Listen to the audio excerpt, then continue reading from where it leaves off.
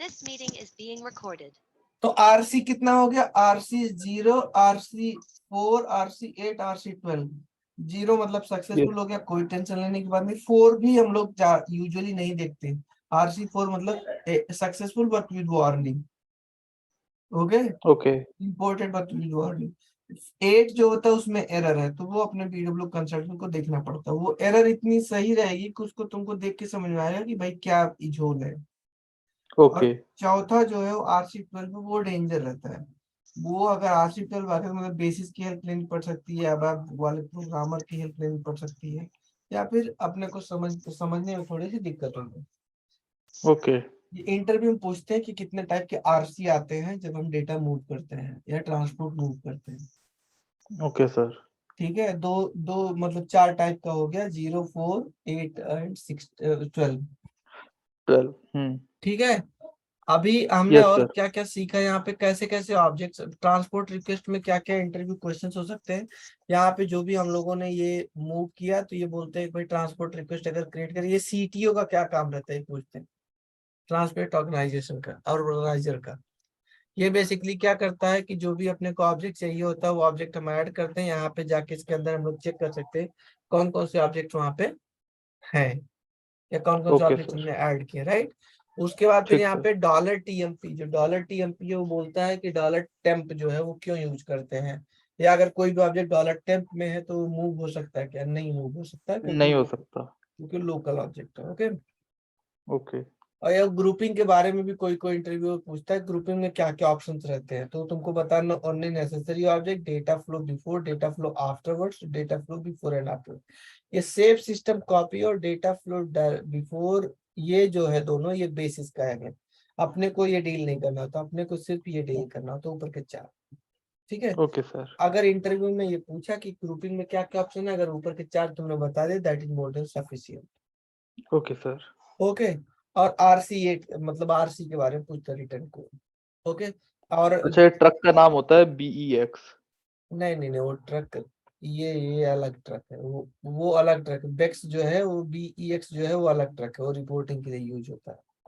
Okay sir. जो now अभी हम लोग रिपोर्टिंग नहीं देख रहे, इसके लिए इसको नहीं बताया मैंने। नॉर्मल ट्रक ठीक ये सर। वाला ट्रांसपोर्ट करेगा, ये ट्रांसपोर्ट ऑब्जेक्ट है। Okay sir. ठीक सर। ये ट्रक बेक्स, बेक्स मतलब ये है अपना रिपोर्ट, उसको बोलते हैं बेक्स। ठीक सर। ठीक है ना, इसमें समझ अच्छा। और हाँ, ये ट्रांसपोर्ट रिलेटेड जो मैंने 3 ट्रांसपोर्ट बताया, SE01, SE09, SE10। ठीक है, ठीक सर। ये 3 ट्रांजेक्शन कोड हो गए जो कि हम लोग यूज करते हैं, जहाँ पे हम लोग रिक्वेस्ट वगैरह क्रिएट करते हैं और देखते हैं वहां पे कि क्या क्या ऑब्जेक्ट्स हैं। ठीक सर। ठीक है, और तो इससे ज्यादा कुछ भी नहीं इसमें, क्योंकि ये प्रैक्टिकल सिस्टम। और हाँ, ये एक और ट्रांजेक्शन HTMS इंपोर्ट। तो अगर जो भी तुमने ऑब्जेक्ट यहाँ पे क्रिएट किया है उसको हम लोग मूव करते हैं, कहाँ से इंपोर्ट करते हैं, हम लोग को क्वालिटी सिस्टम में जाना है, HTMS इंपोर्ट ट्रांसपोर्ट में जाना है, और रिक्वेस्ट अपना सर्च करना है। और उसके बाद फिर 2 ट्रैक बटन रहता है, एक इंपोर्ट ऑल रिक्वेस्ट रहता है, दूसरा इंपोर्ट रिक्वेस्ट रहता है। अपना तो हमें transport import request request select करना करना है, इंपोर्ट रिक्वेस्ट पे सेलेक्ट करना है, इंपोर्ट ऑल है। रिक्वेस्ट पे गलती से भी क्लिक नहीं करना है, अदरवाइज इट ठीक will sir. Create a mess, क्योंकि दोनों बगल बगल में रहते हैं, तो you need to be very careful. ठीक ओके है, सर। आ, ठीक है, चलेगा। तो आई थिंक ट्रांसपोर्ट रिक्वेस्ट में तो इतना ही, इससे ज्यादा कुछ है नहीं। क्योंकि तुम्हारे पास जब रियल सिस्टम रहेगा तभी तुम कुछ कर सकते हो, इससे रिलेटेड जो एरर्स वगैरह आती हो तभी तुम हैंडल कर सकते हो, when you have the actual system. Okay sir. Okay, और एक चीज और जान लो कि अगर ट्रांसपोर्ट रिक्वेस्ट का 2 स्टेटस होता है, होता है रिलीज, दूसरा तो मॉडिफिएबल। जब तक वो मॉडिफिएबल है, इसमें n number of objects you can add. एक ट्रांसपोर्ट रिक्वेस्ट के अंदर n number of task can be created. और वो एक बार जब तुमने रिलीज करते हैं, रिलीज सेशन में चला जाता है, then after that you can not add any object into it. Okay okay, sir. Development stage में हम उसके अंदर मॉडिफिकेशन कर सकते हैं, एक बार वो ट्रांसपोर्ट होके चले जाएगा तो उसके बाद कोई मॉडिफिकेशन नहीं कर सकते हम? नहीं, चले नहीं जाएगा। अभी जैसे तुम्हारा यहाँ पे जैसे अभी ये वाला ट्रांसपोर्ट रिक्वेस्ट था 26 वाला, ठीक है, ये था यहाँ पे मॉडिफाइबल स्टेट में। Yes sir. जब तक अपने को लगता है कि इसमें हम लोग ऑब्जेक्ट ऐड कर सकते हैं तब तक हम लोग उसमें ऐड करते हैं। ओके, उसके बाद Yes, जैसे sir. अपने को लगता है कि ये चलो यार अब इसको मूव करना है अपने क्वालिटी सिस्टम में, तो वो ऑब्जेक्ट को जो हम लोग रिलीज कर सकते हैं। मान लो ये ऑब्जेक्ट रिलीज कर दिया, तो अब ये पर्टिकुलर ट्रांसपोर्ट रिक्वेस्ट हम कोई भी ऑब्जेक्ट इस नहीं। ऑब्जेक्ट के अंदर डीएसओ, एडीएसओ सब है इसके अंदर। हाँ राइट। अभी ओके सर। मान लो तुमको बाद में याद है कि तुमको एक दूसरा यार ऑब्जेक्ट भी ऐड करना था, तो उस केस में तुमको नया ट्रांसपोर्ट रिक्वेस्ट क्रिएट करना पड़ेगा। और ओके एन sir. Number of transport request you can create. ऐसा कुछ जरूरी नहीं कि एक ही पर्टिकुलर ट्रांसपोर्ट रिक्वेस्ट के अंदर सारी चीजें आनी चाहिए, नहीं। तुम दूसरा ट्रांसपोर्ट रिक्वेस्ट भी you can create and you can add your इसको objects and you select can. करके इसको सिलेक्ट करके हमें ट्रक पे ले जाना है। हाँ, रिलीज यहाँ से मतलब करना है तो सबसे पहले इसको एक्सपांड करना है, और ये वाला टास्क जो रहता है ओके इसको यहाँ पे क्लिक करना है। जैसे क्लिक ओके करोगे रिलीज डायरेक्टली, तो ये टिक मार्क आ जाएगा। टिक मार्क आ गया मतलब ये तुम्हारा ऑब्जेक्ट रिलीज होगा। फिर ओके यहाँ सर। पे दूसरा वाला जो है इसको यहाँ पे सेलेक्ट करो, फिर यहाँ पे जाके ट्रक पे क्लिक करो। जैसे फिर इसको ट्रक भी पे चलेगा। करोगे तो ये क्या होगा, ये भी मूव हो जाएगा, मतलब ओके सर। रिलीज हो जाएगा। रिलीज होने के बाद दूसरे सिस्टम में जाना है, उसमें HTML इंपोर्ट ट्रांजैक्शन कोड डालना है, वो और ये तुम्हारा पता कैसे चलेगा ये रिलीज हो गया? यहाँ पर कोई ये वो है ना, आता है कि इंडिकेशन? ये इंडिकेटर बता, तो ये जो टिक अच्छा। मार्क है इसमें देखो नहीं है, मतलब ये रिलीज नहीं हुआ है। इसमें हो गया ओके मतलब ये सर। रिलीज है। Yes sir. इसमें हुआ ठीक है सर। ये, मतलब ये रिलीज हो चुका है। Okay sir. ठीक है। ठीक। ठीक सर। जो दूसरा वाला मैंने तुमको HTML इंपोर्ट, वो तुमको जान नहीं भी जाने तो भी चलेगा, क्योंकि वो बेसिस का काम रहता है। ठीक है, हम ठीक लोग सर। उसको नहीं करते, that does not come under BW scope, remember that. ठीक बट सर। मैंने तुमको इसलिए बता दिया क्योंकि कहीं कहीं किसी किसी प्रोजेक्ट में बेसिस वाले नहीं करते, हम लोग BW वाले ही करते हैं। ठीक ओके है। सर। ठीक। ठीक है, इससे ज्यादा तो इसमें कुछ भी नहीं है, ट्रांसपोर्ट रिक्वेस्ट में इतना ही था। और इसका मैं, मेरे पास एक डॉक्यूमेंट है, वो मैं डॉक्यूमेंट भेज दूंगा और उसको देख लेना तुम लोग, और कुछ भी क्वेश्चंस रहे तो पूछ लेना मेरे से। ठीक है। लेकिन ठीक सर। प्रैक्टिस के लिए एक बार क्या करना है कि तुम लोग एक बार यहाँ पे जाओ, ट्रांसपोर्ट कनेक्शन में ऑब्जेक्ट टाइप में जाओ, या फिर इन्फो एरिया जाओ, प्रोवाइडर्स बाय इन्फो एरिया, यहाँ पे डालो उसको, और यहाँ पे फिर उसको एक बार इस पे क्लिक करो, पैकेज चेंज करो, then you can continue and you can create that and you can see that how objects will be created. Okay okay sir. ठीक। ठीक sir. Mukesh, you there? Yes, sir, I'm here. Okay, तो any question? तुम तो already जानते No, हो no, यार इसके बारे में, no, ट्रांसपोर्ट के बारे में, no, right? no. Right, right.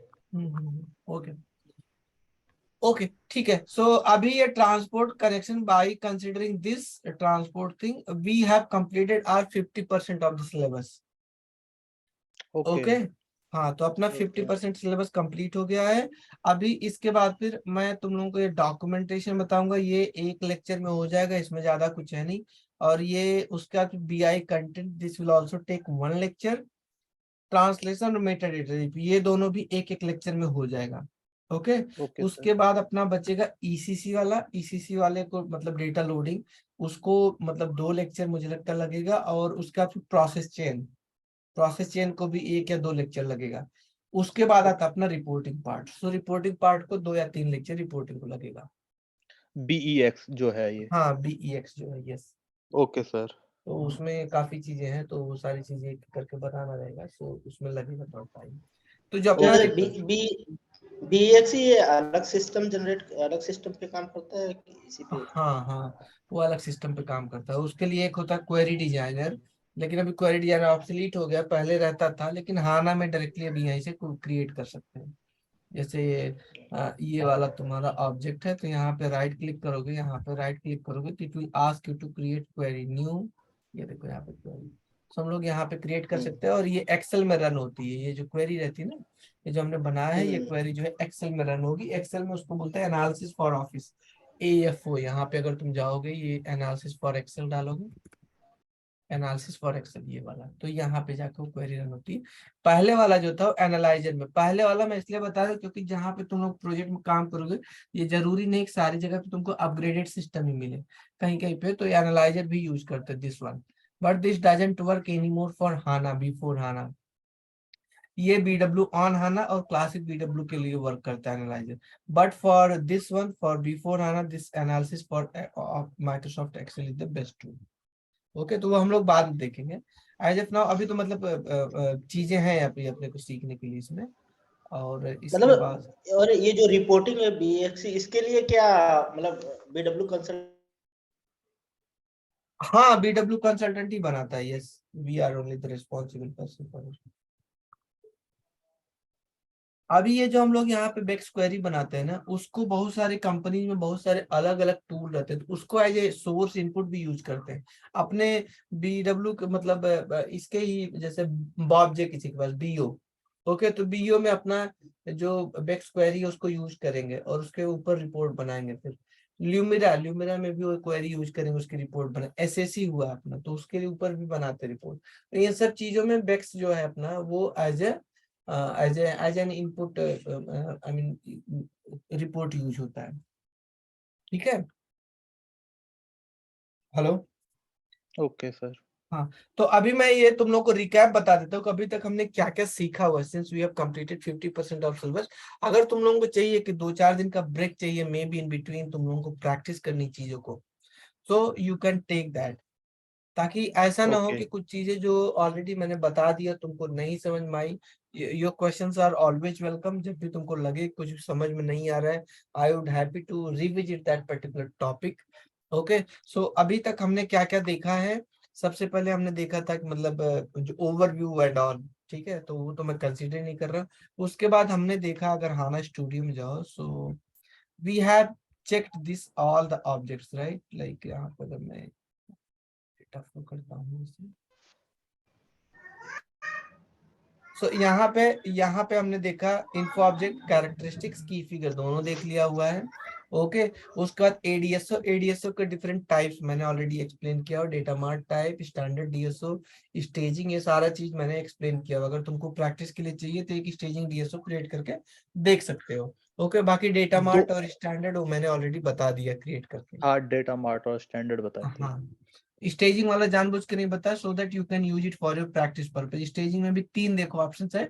एक होता है इनबाउंड क्यू ओनली, दूसरा होता है कंप्रेस्ड डेटा, तीसरा होता है रिपोर्टिंग इनेबल्ड।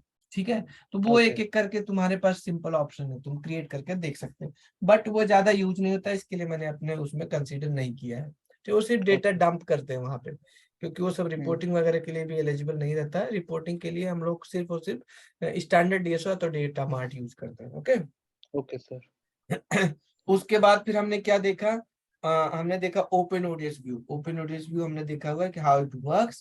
कंपोजिट प्रोवाइडर हमने देखा, इन्फो सोर्स हमने देखा, सिमेंटिक ग्रुपिंग हमने देखा, डेटा सोर्स देखा, ओपन ओडीएस व्यू देखा, right. Open yes hub sir. Destination, correct है। सर एक बार और ओपन ओडीएस व्यू एक बार रिपीट कर देंगे? हाँ हाँ, जैसे ओपन ओडीएस व्यू ओवरव्यू। में कर देता हूँ। ओके, और उसके बाद फिर हम लोगों ने क्या देखा, मास्टर डेटा देखा, इसमें कैसे लोड करते हैं इसका हमने देखा, एट्रीब्यूट टेक्स्ट दोनों देखा, how they yes sir. They get loaded. और आज हम लोगों ने ट्रांसपोर्ट देखा, हमने डेल्टा हैंडलिंग देखा था कि कैसे delta is basically getting handled. Okay, और फिर डीएसओ यस। एक्टिवेशन देखा। In between we have seen that कि how we can go and we can fix the error handling भी हमने देखा, राइट। सो ये सारी चीजें हमने देखा। कंपोजिट प्रोवाइडर देखा, उसमें कैसे यूनियन कर सकते हैं, कैसे ज्वाइन कर सकते हैं, those things I have already explained you. Okay, now coming to your question, open ODS view. So रुको Mukesh, I just revisit you. Open ODS view, सबसे पहले ओपन ओडीएस व्यू का मैं तुमको एक ये दिखा देता हूँ, पीपीटी था मेरे पास।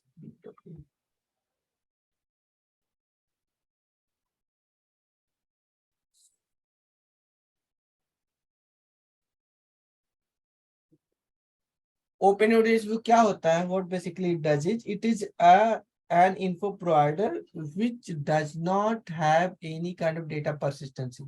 मतलब ये डेटा फिजिकली यूज होल्ड नहीं करता, इसको हम लोग बोल सकते हैं वर्चुअल प्रोवाइडर भी। ठीक है, ये बेसिकली क्या करता है, it does not hold the data physically, ये सिर्फ और सिर्फ डेटा मॉडल रहता है which can integrate the data between the BW system and outside of BW system. Okay, so it does not have an option to load the data physically। इसमें data जो physically stored नहीं रहता है। Okay, so the OpenODS view enables the data modeler to integrate external data into BW without the need of staging the data। इन और OpenODS view create करने के लिए अपने इन्फो ऑब्जेक्ट क्रिएट करने की जरूरत नहीं है, system automatically takes care of it. Okay, वहां पे फील्ड रहती, फील्ड अपन क्रिएट कर देते हैं and that particular field should be fine. Okay, and OpenODS view enables to define BW data model object like database table। इसमें options आते हैं जब हम OpenODS view बनाते हैं, क्रिएट करते हैं, उसमें 2-4 ऑप्शंस आते हैं। सबसे बेस्ट प्रॉपर्टी जो OpenODS view की है, if you do not recall, एक होता है SDA connection, smart data access HANA में। वो क्या होता है कि दूसरे सिस्टम के साथ, मान लो तुम्हारा कोई भी टेबल जो है, कोई डेटा जो हडूप सिस्टम में है, हडूप सिस्टम का टेबल के ऊपर तुमको BW रिपोर्टिंग करना है, हाउ इट इज पॉसिबल। सो उसके लिए सबसे पहले क्या करते हैं, एचडीएस कनेक्शन के थ्रू हाडूप टेबल का कनेक्टिविटी करते हैं हाना के साथ। ओके, लेकिन हाना के व्यू के ऊपर तुम you can not just go and create the query. Okay, so for that what you need to do, you can create an OpenODS view. It has the flexibility where using SDA connection it can go and directly access the Hadoop table। मतलब third party system का भी table OpenODS view directly go and catch up. Okay, वहां का data ले सकता है। सो बाकी कोई भी ऑब्जेक्ट के पास ऐसी फ्लेक्सिबिलिटी नहीं है, ना तो कंपोजिट प्रोवाइडर, ना एडीएसओ, ना इन्फो ऑब्जेक्ट, ना इन्फो सोर्स, किसी के पास भी नहीं other than open ODS. So that is why it is basically used very widely. But इसके साथ प्रॉब्लम क्या है कि it can not handle huge amount of data, that is one thing. और हायरार्कीज को सपोर्ट नहीं करता है। Okay, so that is two demerit of this. So दूसरा क्या और तीसरा क्या, इसमें अपने को इन्फो ऑब्जेक्ट क्रिएट करने की जरूरत नहीं, रिमेंबर दैट। बाकी सारे ऑब्जेक्ट्स के लिए इन्फो ऑब्जेक्ट क्रिएट करने की जरूरत है, बट अभी जो आए हुए हैं न्यू वर्जन में, उसमें किसी भी ऑब्जेक्ट में इन्फो ऑब्जेक्ट क्रिएट करने की जरूरत नहीं। मतलब एडीएसओ में भी देखो वहां पे क्रिएट फील्ड का ऑप्शन रहता है, बट जब सबसे पहले पहले लॉन्च हुआ था एसएपी बीडब्ल्यू सिस्टम में OpenODS view, then that was the best feature. क्योंकि हम लोग बीडब्ल्यू में अगर कोई भी ऑब्जेक्ट या कुछ भी हमको करना था, सबसे पहला काम था इन्फो ऑब्जेक्ट जाके क्रिएट करो। Okay, but since OpenODS view other it was not the mandatory thing, but अभी तो खैर सब में create करो तो without need of that particular thing। And then OpenODS view is a view data source, it does not need any kind of data persistency। Okay, so ये कौन से लेयर पे काम करता है, LSA2 स्ट्रक्चर में, तो it works on the latest layer, एकदम लास्ट वाले लेयर पे काम करता है, क्योंकि डायरेक्टली यहाँ से कनेक्टिविटी किसी भी सिस्टम के साथ कर सकता है। यहाँ पे क्रिएट करता है and it has the flexibility where you can go and build the report on top of it. Directly इसके ऊपर भी रिपोर्ट आप बना सकते हो, you can do that. Okay, वो हम लोग देखेंगे जब रिपोर्टिंग देखेंगे तब। This it enables BW to analyze data without staging it in the warehouse। This layer offers a flexible and easy modeling using fields। In this way, external data can be consumed virtually and combined with BW info provider without the need of create the info object first। मैं तुमको एक real time example बताता हूँ। मेरे project में था एक particular report थी that was based on invoicing report थी, that was based on some Hadoop table. Hadoop table क्या करते थे हम लोग, उसका डेटा बीडब्ल्यू में लोड करते, तो बीडब्ल्यू के बाद एडीएसओ में जाता था, एडीएसओ के ऊपर ही रिपोर्ट बनी हुई थी। ठीक है, अभी यूजर कभी कभार रिकंसाइल करता था तो उसको क्या करना होता था कि हडूप का डेटा देखना पड़ता था और बीडब्ल्यू का डेटा, दोनों रिपोर्ट कंपेयर करता था। नाउ सपोज कुछ अगर प्रॉब्लम उसको आ गया, कुछ डेटा मिसमैच दिक्कत, उसको हडूप का टेबल क्या करना पड़ता था, डाउनलोड करना पड़ता था एक्सेल में, बीडब्ल्यू रिपोर्ट के साथ उसको कंपेयर करना पड़ता था। It was a bit hectic task. Then what that fellow said, I mean business user said that is there any possibility where he can see Hadoop data and BW data both in the single report। Okay, then we said yeah it is quite much possible। और basis team को हमने बताया कि हमको SDA connection बनाना है HANA में। SDA connection stand for smart data access. Smart data access के through हमने कनेक्शन बनाया। कनेक्टिविटी बनाने के बाद हमने क्या किया, OpenODS बुक के थ्रू डायरेक्टली उस Hadoop डेटा को रीड किया। हडूप डेटा को रीड करने के बाद ये डेटा परसिस्ट करता नहीं है, तो whatever changes will happen at any point in time in Hadoop table, automatically it will get refreshed as soon as you fire a query on top of. उसके बाद फिर एडीएसओ और OpenODS व्यू के ऊपर हमने क्या किया, कंपोजिट प्रोडक्ट बनाया और उसके ऊपर रिपोर्ट बनाया। सो वहां पे हम डिस्टिंग्विश कर सकते हैं कि ये भाई बीडब्ल्यू का डेटा है जो कि एडीएसओ से आ रहा है, दूसरा डेटा जो मतलब OpenODS व्यू से आ रहा है, that is data from directly Hadoop table. So in that way we basically achieve that particular requirement. Okay, okay next अभी यहाँ पे जा रहा हूँ तो ये ऐसा दिखता है। इसके सीमेंटिक्स टाइप 3 होते हैं, मास्टर डेटा, फैक्ट टेबल। यहाँ पे देखो हायरार्की ये सपोर्ट नहीं करता है। ओके। और उसके बाद फिर यहाँ पे इतने सारे सोर्स टाइप दिए हुए हैं कि यहाँ पे BW डेटा सोर्स, इसको बनाने के लिए अपने को इम्पोर्टेंट ये कोई ना कोई एक सोर्स का टेम्पलेट यूज करते हैं हम। तो जैसे BW का तुम सोर्स मतलब अपना ADSO का सोर्स टेम्पलेट ले लो, या फिर बिग डेटा यहाँ पे है ऐसे, ये वाला virtual table using SDA connection, ये बहुत इंपॉर्टेंट फीचर है। और इसके थ्रू हम लोग क्या करते हैं, किसी भी टेबल का डेटा जो है डायरेक्टली रीड कर सकते हैं OpenODS में। ओके। और यहाँ पे थैंक यू। सो अभी मैं तुमको एक बार करके भी दिखा देता हूँ, if you wish to see. अभी मान लो अपने पास जैसे ये, I going to my info provider where I have some important data. So माना कि मैंने डेटा ठीक है, माना कि मैंने ये ZBILO1 इसके ऊपर मुझे OpenODS व्यू बनाना as an example. Okay, what I will do here, I right click on this, यहाँ हो गया, मैं यहाँ पे ऐसे क्या ZBIL _OpenODS व्यू, ठीक है। यहाँ पे दिया मैंने बिलिंग OpenODS व्यू, ठीक है। अभी ये बताता है सिमेंटिक कॉन्टेक्स्ट टाइप का है, तो मैंने यहाँ पे सिर्फ फैक्ट ले लिया। ओके, क्योंकि अभी मैं ये जो है ये ट्रांजैक्शन डेटा यूज कर रहा हूँ। अगर मुझे मास्टर डेटा यूज करना होता तो मैं वो एम्प्लॉय वाला भी यूज कर लेता जो हमने कल बनाया था। ओके, तो क्लिक ऑन दिस वन। अब देखो यहाँ पे इतना सारा ऑप्शन, क्योंकि यहाँ पे हाना की कनेक्टिविटी नहीं, नेटिव हाना की, इसके लिए वो ऑप्शन नहीं आ रहा। Virtual data using smart data access, native HANA यहाँ पे है नहीं सिस्टम, अगर वो होता तो वो ऑप्शन आया होता। Okay, so as of now, since that particular option is not, I'll go with advanced TSO. Click on this. अब यहाँ पे मैं इसको सर्च कर ZBIL _O1, डबल क्लिक करो इसको, यहाँ पे फिनिश करो। यहाँ पे दो सेक्शन रहेगा, यहाँ पे कुछ भी करने की जरूरत, डायरेक्टली फैक्ट्स में जाओ। यहाँ पे ये देखो सोर्स फील्ड है, यहाँ पे ये तुम्हारे व्यू फील्ड है। तो क्या करना है अभी, जैसे सेल्स ऑर्डर है, बिलिंग डॉक्यूमेंट है, तो ये तुमको लेके जाना, तो बिलिंग डॉक्यूमेंट को यहाँ पे लेके जाओ, ये तुम्हारा कैरेक्टरिस्टिक्स। ओके, फिर सेल्स ऑर्डर को ये भी की है तो इसको भी यहाँ पे डालो। उसके बाद फिर ये बिलिंग एड्रेस है, बिलिंग एड्रेस को कैरेक्टरिस्टिक्स में डालो। फिर यहाँ पे बिलिंग प्राइस हो गया, यूनिट हो गया, ये दोनों की फिगर में जाएगा, ठीक है। और ये बिलिंग क्वांटिटी इसको put it here. Okay, after that तुमको यहाँ पे कुछ भी नहीं करना, just activate this, your OpenODS view is ready. Directly इसका डेटा भी देख सकते हो, यहाँ पे रिपोर्टिंग व्यू में जाओ, you can see the data. ये देखो सेल्स ऑर्डर मैंने यहाँ पे डाला, it will be like this, billing data, यहाँ पे बिलिंग डॉक्यूमेंट, और यहाँ पे बिलिंग एड्रेस, ठीक है। तो ये तुम्हारा हो गया। यहाँ पे क्योंकि नेटिव हाना सिस्टम कनेक्टेड नहीं है, नहीं तो वो ऑप्शन भी करके मैंने दिखाया होता है, स्मार्ट डेटा एक्सेस वाला। Okay Mukesh, Okay. Can you share the document with me? हाँ हाँ, PPT I share it with you, Okay. ठीक है। ठीक है, चलेगा। तो तुम लोगों को मतलब कंटिन्यू करना है अभी, मतलब मे भी दोनों लोग बताओ कि कल से, या फिर अभी 2-3 दिन का ब्रेक चाहिए। एक्चुअली अब मैं प्लान कर रहा हूँ तो मंडे ट्यूसडे वेडनेसडे ऑफिस जाने के लिए, बाकी 2 दिन 3 खाली रहेगा। तो थर्सडे फ्राइडे को तुम अवेलेबल हो, राइट? हाँ, या तो थर्सडे फ्राइडे। हाँ अच्छा ठीक है, तो तुम्हारा मतलब Thursday Friday Saturday Sunday I can continue. और धर्मेंद्र तुम तो डेली अवेलेबल हो, राइट? यस सर, नो ठीक है, प्रॉब्लम। ठीक है, चलेगा। तो कल से कंटिन्यू करते फिर। Okay, no worries. तो धर्मेंद्र कल अपन कनेक्ट होते वही 10 बजे।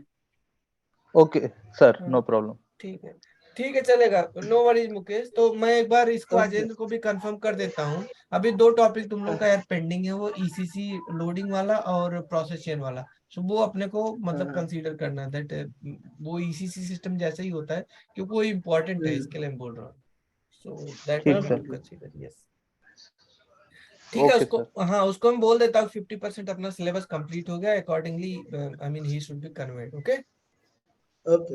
हाँ। और ये प्रैक्टिस करो, प्रैक्टिस इज वेरी इंपॉर्टेंट। अगर प्रैक्टिस नहीं करोगे तो it will be very difficult for you to remember the steps. And जितना ज्यादा करोगे उतना ज्यादा तुमको समझ में आएगी चीजें, ठीक है।